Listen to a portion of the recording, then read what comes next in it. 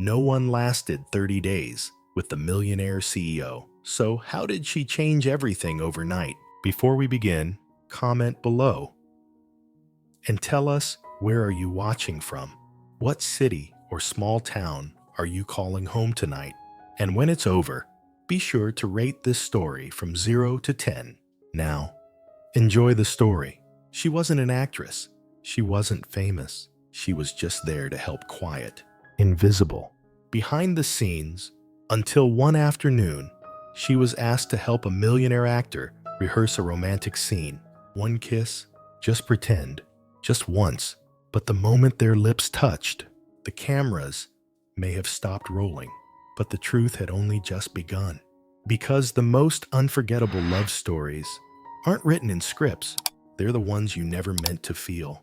She wasn't supposed to matter. Sage Monroe never expected to be seen. She was a background girl, a note-taker, a coffee runner in a world of perfect hair, polished smiles, and six-figure lighting.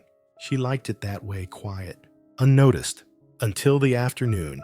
Damien Halston walked into rehearsal room B, script in hand, frustration in his voice, and said, "I need someone who actually knows what a kiss is supposed to feel like." The crew went still. His manager sighed, and Kara, his publicist, half exhausted, pointed at Sage without looking up. "Use her. She won't care." He turned, eyes like storm glass, and for the first time in 5 years, someone looked at Sage like she wasn't part of the furniture. It was supposed to be harmless, just a scene, a practice kiss. He needed to look natural for an upcoming charity shoot, the one where he falls in love on camera to clean up his image. "I just need someone normal," he said. "Someone who won't act back." Sage shrugged. "Then you picked the right girl." "I don't act." The room was too quiet. The camera was unplugged. No one called action. She stood there, heart thudding against ribs like a secret trying to escape. And then he leaned in, one hand against her jaw, the other at her waist. His lips met hers, soft, cautious, almost unsure. And in that breathless silence, something happened. He pulled away too fast, looked down, cleared his throat. That was fine. Good. Great. Sage smiled softly. "You forgot your line?" He blinked. "What line?" "The one that comes after you fall for someone without meaning to." That night, she didn't think about it again, or tried not to. She filed paperwork, picked up groceries, ate cold noodles at the window. But somewhere, deep in her chest, a small warmth had lit itself and refused to go out. The next morning, her phone buzzed, not with a text, not a call, but a notification. Damien Halston practice kiss. Who's the girl? And her world, her quiet, invisible world, would never be the same again. It wasn't the kiss that changed everything. It was the moment he looked at her, like maybe he didn't want it to be fake. Chapter 1. The Practice Kiss. Sage Monroe had kissed someone exactly once in the last 3 years, and even that was forgettable. An awkward New Year's moment with a guy who disappeared by January 2nd. So when the billionaire CEO of Halston Media turned to her and said, "I need help learning how to kiss, like it's real," she nearly choked on her iced coffee. It had started as a joke. He was scheduled to star in a short promotional film for his company's next campaign. Something artsy, emotional, romantic. The problem: Damien Halston could command boardrooms. He could fire a man with one eyebrow twitch. But when it came to romance on camera, he was stiff, robotic, like a mannequin in a Gucci suit. Kara, his PR manager, was pacing near meltdown. "We've got 40 influencers watching this shoot. Damien, you can't kiss like you're doing a corporate handshake. I'm not an actor." "No," she snapped. "But you are the face of the brand. And right now, that face looks like it's never held anyone." Then Kara turned to Sage, the only woman in the room not trying to impress anyone. No designer bag, no filtered lips, just sage brown sweater, no makeup, bun, pulled tight, holding a clipboard and a half-eaten protein bar. You, Sage, step in. Me. You've got nothing riding on this. Just stand there and let him try. Damien's eyes met hers. He raised an eyebrow. You okay with this? Are you? That made him smirk. I like her, he said. The room cleared. No cameras, just them, standing 5 feet apart in a rehearsal space lined with mirrors and dust. He stepped closer. She didn't flinch. Tell me if I do anything wrong, he said. Are we grading technique or emotional resonance? He blinked. You talk like a director. Studied stage direction before this job, she said, shrugging. Before life rerouted me to corporate paper pushing and kissing millionaires in empty studios. That wasn't in the brochure.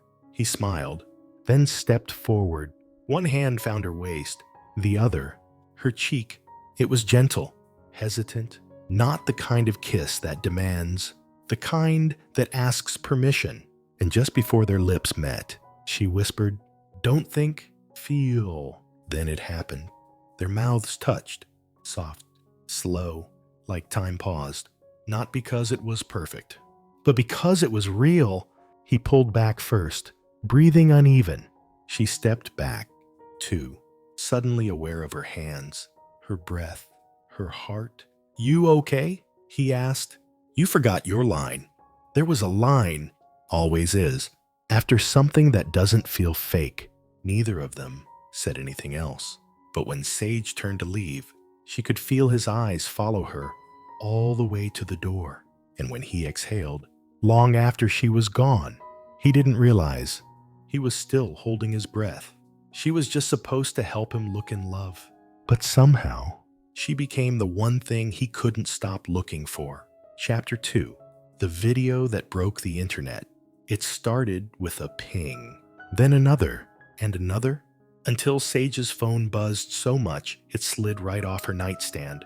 At first, she thought it was a group chat, or maybe Kara needing help with call sheets again. But then she saw the name trending, not hers, his, Damien Halstenkiss. Who's she? Not acting. Her stomach flipped. She clicked the link, and there it was, a grainy, low-light video of her, of him, of them.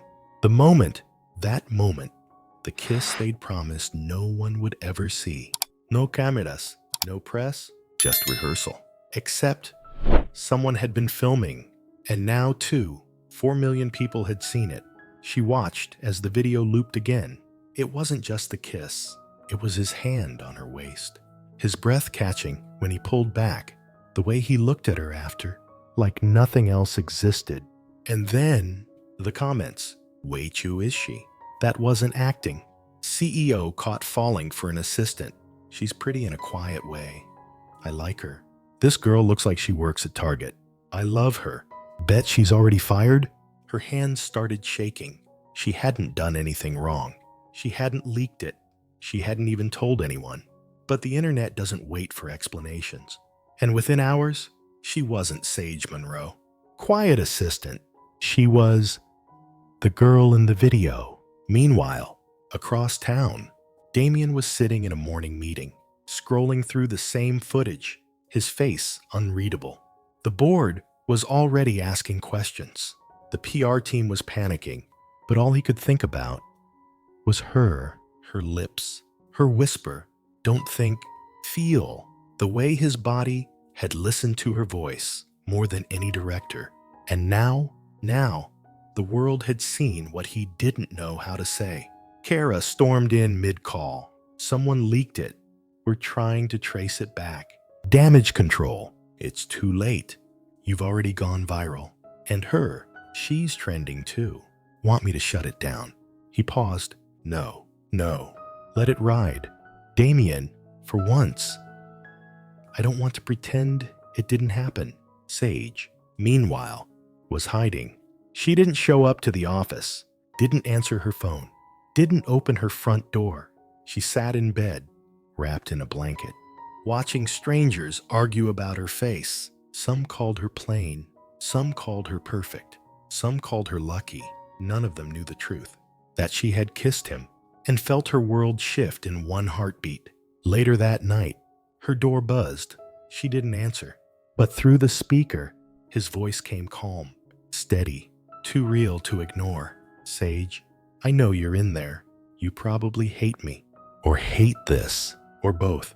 But I need you to know, I didn't plan this. I didn't leak it. And if I could erase every camera in that room, I would. A pause. But I wouldn't take back the kiss. Her breath caught. I'd do that part again, 1,000 times. Then silence. He didn't knock again, didn't beg, didn't stay, just left the weight of his words behind and walked away. Some kisses are meant to be secret. Some are meant to be seen. But the ones that stay with you are the ones you never stop replaying in the quiet. Chapter 3. Rules we never meant to break. They didn't talk for 3 days. No texts, no calls, just the kind of silence that hums like static loud in all the wrong places. Sage returned to work on Thursday, head down, hoodie up. She told herself it was fine, that everything would go back to normal. But normal doesn't exist when you've kissed the most wanted man in Manhattan and gone viral for looking at him like he was more than just a role to rehearse. He wasn't in the office when she arrived. Good. She needed time to breathe, to forget how her body had leaned into him like it already knew something her mind wasn't ready to accept. But by noon, her phone buzzed. Damien, conference room B. No one else. Just 5 minutes. She almost didn't go. Almost. When she opened the door, he was pacing, hair slightly messy, sleeves rolled. Not the CEO version of him, the real one. The one she'd kissed when no one was looking. Hi, he said, too soft. Hi. The silence stretched. Then he handed her a printed statement, a pre-written press release. It says we were rehearsing, that we're not involved, that you're an employee acting under instruction. She stared at it, then up at him. Is that what you want me to say? He swallowed, looked down. Then, no, but it's what protects you. The world's already guessing. I don't want them to eat you alive for a moment that meant more to me than it should have. More to you. You were there, Sage. You felt it. Her breath caught. We can't go there. Why not? Because you're you. And I'm just someone who organizes your calendar and knows your coffee order. That kiss said otherwise. She looked away. There are rules. Then maybe they're the wrong rules. They didn't kiss again that day. But something shifted. Because love doesn't always start with grand confessions. Sometimes it starts with two people admitting that silence is too heavy to carry anymore. That week, they broke their own rules slowly. A shared laugh over lunch, an inside joke during a staff meeting, a text at midnight that just said, Damien, can't sleep, thinking about that line you said. The one about always knowing when it's real. Sage. Then stop thinking. Feel. She didn't know if it was foolish, if it was doomed, if she was just another story that would end with a press headline and a quiet goodbye. But when he brushed her hand in the hallway the next day, she didn't pull away. And when their eyes met, neither of them looked away. They didn't mean to fall. They meant to pretend. But the heart has never been good at following rules, especially the ones written to protect you from something real. Chapter 4. The cabin in the woods wasn't part of the plan. It was supposed to be a work retreat, team bonding, investor charm, long dinners with forced laughter in a luxury hotel upstate. But when a flash flood closed the highway and the resort evacuated, Kara was the one who made the call. We're 2 hours from Halston Ridge. It's remote, but it's dry. And Damien's place has heat, power, and 4 bedrooms. We'll survive the weekend. Sage didn't know he owned a cabin. She also didn't know she'd be riding shotgun in his Jeep, while thunder cracked above them, and her heart beat louder than the rain on the windshield. The house was stunning, not in the marble and glass way, like his Manhattan penthouse, but raw, honest, all wood and stone, warm lamplight, and shelves full of books with broken spines. Didn't peg you for the cozy type, she murmured as she stepped in, dripping. It was my mother's. I keep it the way she left it. Something softened in her. The billionaire CEO had just become someone's son. The others never made it. Kara rerouted. The staff turned back. By 9 p.m., it was just them. One fire, 2 mugs of coffee, and a silence that didn't feel awkward anymore. "Why'd you come?" he asked, finally breaking it. "Because you asked." "I didn't ask. You didn't have to. They didn't touch." "Not yet." But something in the way he looked at her, barefaced, barefoot, hoodie draped over her knees, was more intimate than anything the public had seen. She read a book. He cooked scrambled eggs. Badly. She teased him. He grinned like he hadn't in months. And sometime past midnight, when the storm grew quiet, he asked the question he'd been holding in since the kiss. Why did it feel like more? Because it was. She stood, walked to the window. Rain streaked the glass like melted stars. People look at you and see a script, a headline, a performance. She turned to him, but I saw the man who forgot his line because his heart was louder than the scene. His voice dropped. And what did I see? A man scared to admit he wants something real. They stood in that stillness. No cameras, no onlookers, just wood creaking, fire crackling, and 2 people finally stripped of their roles. When he kissed her this time, it wasn't practice. It wasn't an accident. It wasn't even a question. It was a choice, a trembling, electric, fully human choice. He pulled back first, eyes unreadable. Tell me I'm not crazy. You're not. Tell me you feel this too. She stepped closer. I don't want to lie to myself anymore. They didn't sleep together that night. They just lay on opposite sides of the couch, her head on his shoulder, his hand in hers. He whispered something so soft she almost missed it. I didn't bring you here to fall for you, and I didn't mean to stay. Sometimes, the most honest moments happen in borrowed cabins, during broken plans, when you finally stop pretending to be fine and let someone see the truth you've been hiding from yourself. Chapter 5. The ex who could ruin everything. It had been 1 week since the cabin. 1 week of soft looks in the hallway. Lingering messages. Late-night calls that ended with smiles neither of them could hide anymore. And yet, they hadn't said it out loud. No labels, no declarations. Just a shared knowing, like they were both afraid. Speaking it might break whatever fragile thing had bloomed between them. Until she showed up. Juliette Sinclair. The name alone was a headline. Actress, heiress, PR perfect storm, the kind of woman who never entered a room without being noticed. And that afternoon, she entered Damien's office like she still owned a key. Sage was walking by when it happened. She didn't mean to look, but through the glass door, she saw Juliette's hands on Damien's chest, saw her lean in, saw him hesitate just long enough to let her kiss him, just long enough to break something. She walked away before he could explain, before he could follow, before her heart had the chance to make excuses for him. Because no matter how much a kiss can mean, it means nothing when someone else still thinks they can have you. The next day, Sage didn't come in. Damien called, texted, nothing. Finally, he left a voicemail. I didn't kiss her back. I didn't ask her to come. I told her it was over. A long time ago. But she's the kind of person who doesn't like hearing no. A pause. You walked away before I could say that. And I get it. But don't let one ghost rewrite what we know is real. Sage listened to the message twice, but she didn't call back. Not because she didn't believe him, but because believing him still hurt. Because something in her, deep and quiet, had been waiting for the moment he'd make her feel replaceable. And now it had arrived. Kara found her the next day in the break room, staring at a cup of tea she hadn't touched. He's a fool if he lets you walk away. Maybe I'm the fool for letting myself think this could be different. Kara sat beside her. Juliette is the past. You're the first person who ever made him want a future. then why did it still feel like a lie?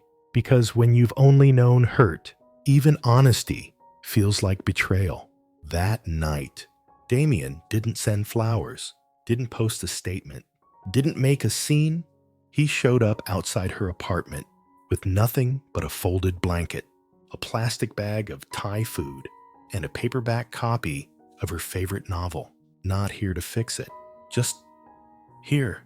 She didn't open the door, but she sat on the other side, back against the wood, listening to him breathe. They didn't speak, but somehow she felt heard. The past has a way of testing love too early, of making you question what hasn't even had the chance to grow. But sometimes the right person doesn't fight louder. They just choose to stay, even when you close the door. Chapter 6. When distance starts to hurt.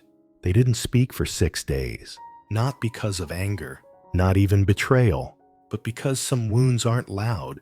They're quiet.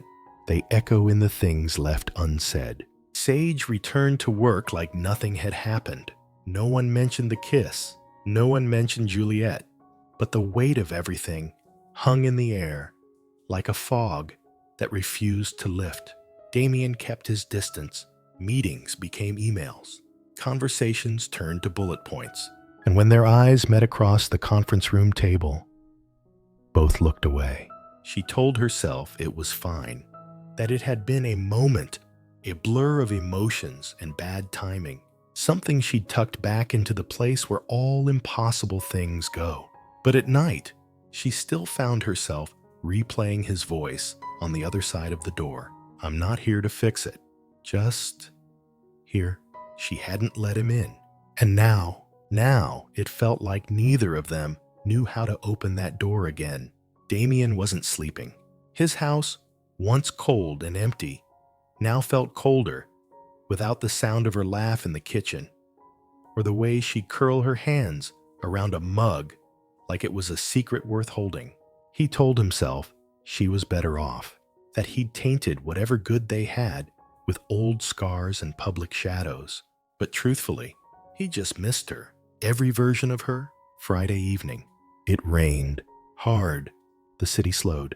People rushed to subways. Umbrellas bloomed like black flowers across sidewalks. Sage stayed late. Everyone else had gone, but she sat at her desk, pretending the spreadsheet in front of her meant more than it did. And then, thud thud, the soft knock came, tentative, unassuming. She looked up, and there he was, soaked through, no umbrella, just him. And something in his face wasn't asking for forgiveness, wasn't demanding anything, just there. This is the last time I'll knock if you want me to leave, he said, voice thick with rain and restraint. But if there's any part of you that still feels what I felt, he hesitated, then I'll stay. For as long as it takes. She stood slowly. Her heart wanted to run to him, but pain makes you slow. Still, she moved, walked the distance, and when she reached him, she didn't speak. She just rested her head against his chest. He wrapped his arms around her, like he'd been holding the shape of that moment inside him for weeks. They didn't kiss. Not that night. But for the first time in days, they exhaled. Together, sometimes, love doesn't shout. It doesn't chase. It just waits, quietly, hoping someone else remembers how to feel it again. Chapter 7. The Gala that changed everything. The Halston Foundation Gala was the event of the year. Every board member, every brand sponsor, every Hollywood camera, and now every pair of eyes would be on him. Damien Halston, CEO, actor, billionaire, and though no one would say it out loud, scandal magnet. Sage wasn't supposed to go. She was background, a clipboard girl. She planned the seating charts, not sat at them. But 3 days before the gala, an envelope slid across her desk. Her name, handwritten, no logo, no formality. Inside, an invitation, a single sentence in black ink. Come as you are, no signature. But she knew who it was from. She almost didn't go. Almost. but something in her whispered, if you keep hiding, you'll always wonder what would have happened if you didn't. So, she borrowed a dress from her neighbor, fixed her hair with trembling fingers, and stepped into a rented car that smelled like peppermint and second chances. The ballroom sparkled like a movie scene. Gowns swept across marble floors. Laughter chimed like crystal. Flashbulbs flickered in the corners. She walked in alone. No spotlight, no escort, just her quiet, unsure, radiant in her stillness. Until she saw him. Damien stood by the fountain, bow tie undone, fingers clutching a champagne glass like it was keeping him grounded. And when he saw her, the world fell away. He didn't blink, didn't move, just stared. Like seeing her was the only thing real in the room. Then, slowly, he crossed the room. Not with fanfare, not with dramatics, just with intent. You came, he said. You asked. Did I? Not with words. He smiled. You look like the part of my life I've been trying to earn. Then stop trying. Just be it. The photographers were watching. The whispers had begun, but neither of them flinched. Not when he reached for her hand. Not when he pulled her gently onto the floor. And definitely not when he kissed her. There, in front of everyone. It wasn't a show. It wasn't PR. It wasn't scandal. It was truth. Soft, steady, unapologetic. Later, after the applause, the questions, the flashbulbs, they found a quiet corner near the rooftop garden. He touched her face gently. You don't belong in the shadows anymore. She shook her head. I never did. I just thought it was safer there. And now I know. I was just waiting for someone who saw me even in the dark. Some loves stay hidden because the world is too loud. But the kind that's worth everything is the one that's finally brave enough to be seen. Chapter 8. The lie that almost ended it all. She found the envelope in her mailbox. No return address. No handwriting. Just her name. Typed. Inside, a single-page contract. A non-disclosure agreement. And stapled to it, a check. 6 figures. Signed. Issued. By Halston Media. Dated the day after the video leaked. Sage stared at the paper, like it might catch fire in her hands. The NDA said she had agreed to play along, to pose, to act, to protect the brand image of Damien Halston, billionaire CEO. The check said her silence had value, and the ache in her chest said everything they had built wasn't real. She didn't call him, didn't text, didn't even cry. She packed a bag, left her key card on her desk, and disappeared before the sun finished rising. Damien didn't know she was gone until Kara burst into his office. Where is she? Who? Sage. She's not answering. And she took her things. He stood so fast his chair tipped. Then Kara dropped the envelope on his desk. His face paled. You told me it was never about the PR plan, she said. It wasn't. Then why was she listed on the budget sheet under image management strategy? He didn't answer because he didn't know. Flashback. 3 weeks ago, before the kiss, before the video, his legal team had drafted contingencies in case the media spun the kiss, in case she claimed damages, in case. He fell for her. He'd told them not to act, but someone had, without asking, without telling him. They'd paid her for her silence, as if what they shared was a line item in a quarterly report. He found her that night, at her old apartment, the one she left behind when she started working for him. The lights were off, the windows bare. He stood there for a long time, until an old neighbor cracked the door and whispered, "She left this for you." It was a box. Inside, the check torn in half, and the pressed petals of the flower he gave her at the gala. Nothing else. He went home, alone. He didn't speak for hours, just sat in the kitchen, where she once danced barefoot, and let the guilt crush him. He hadn't lied, not with his heart, but someone else had done it on his behalf. And now she believed the worst version of the man he'd spent years trying not to be. Kara asked him the next morning, "Are you going to chase her?" He shook his head. "No." "Why not?" "Because if she believes that check defines us, then maybe I never earned the right to hold her in the first place." But what he did next wasn't about winning her back. It was about proving who he really was, even if she never saw it. It wasn't the kiss, the scandal, or the spotlight that broke them. It was a single lie, quietly placed, that made her believe she was just a transaction, when all along, she was the only truth he ever wanted. Chapter 9. The Grand Gesture That Wasn't About Winning Her Back. 3 weeks passed. No texts, no headlines, no Damien. Sage had gone quiet. She'd taken a job at a local library in Brooklyn, shelving books in peace, wearing cardigans that smelled like vanilla and dust. People recognized her less now. The internet had moved on. Some new scandal, some newer face, and still, she missed him. But not the cameras, not the drama. She missed the Damien who burned eggs, who left books on her desk, who kissed her in the dark, like she was the only story worth telling. One Friday morning, the library phone rang. "There's a man out front," whispered the clerk. "He's, building something. Building, like, with wood and tools. And he won't leave." Sage stepped outside, and there he was. Damien Halston, in jeans, sweating, on his knees, building a wooden bench in front of the library. "What are you doing?" "Fixing something. I didn't break myself, but I should have stopped from breaking anyway." He stood, wiping sawdust from his shirt.